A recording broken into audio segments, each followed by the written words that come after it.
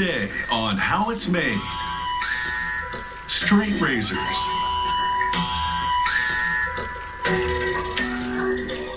Black pudding. Steering wheels.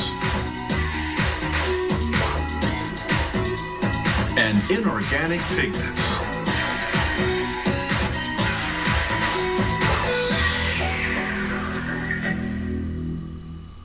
In a world dominated by high-tech gadgetry, the low-tech straight razor still gets a lot of face time. It can be reused endlessly, and it has a traditional appeal, one that actually dates back to ancient Egypt, when there were straight razors made of solid gold.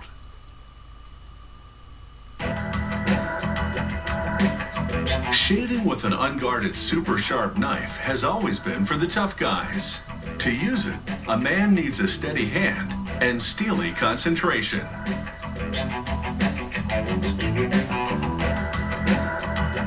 Production begins with steel cylinders heated in a furnace until they're soft and malleable.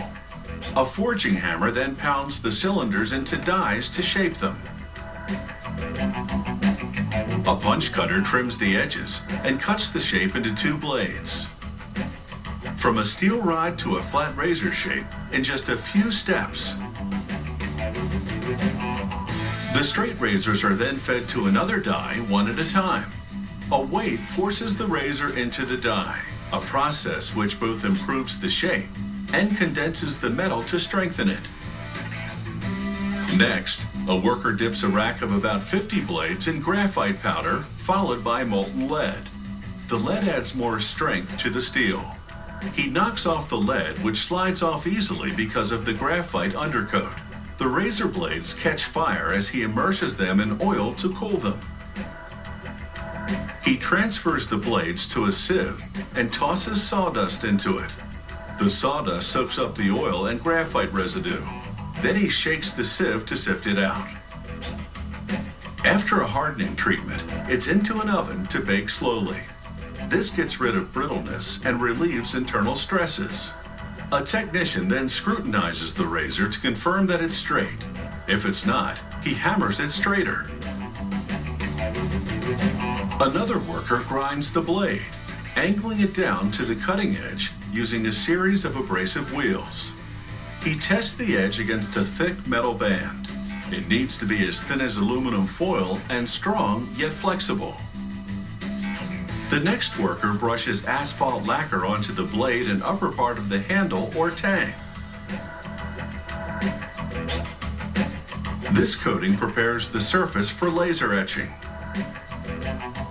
It allows the computerized laser beam to cut cleanly into the metal with no bleeding around the edges.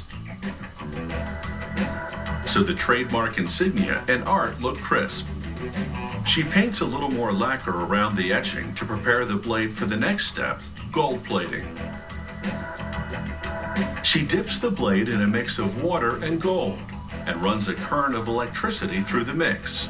This causes the gold to gravitate to the exposed, unlacquered section of the blade and adhere to it. The lacquer has served its purpose, and she now cleans it off in a chemical bath to reveal the now glossy two-toned blade.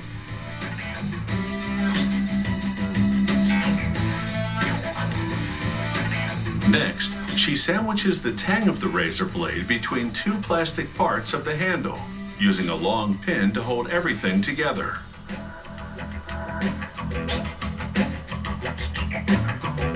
She then shortens the pin, caps it, and hammers the cap down to secure it.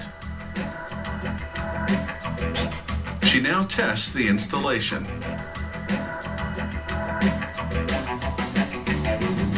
The next worker grinds the entire blade against a slightly concave abrasive wheel, further sharpening it while maintaining the sloped profile.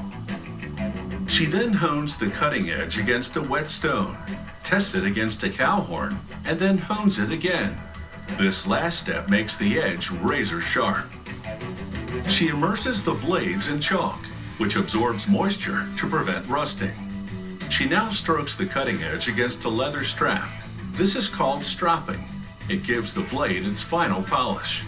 And now she removes a single artificial hair from a bundle and confirms that this straight razor is sharp enough to slice it in two. It takes a total of 80 different steps to manufacture a straight razor. We've just shown you the highlights. Properly maintained, a straight razor should last for decades.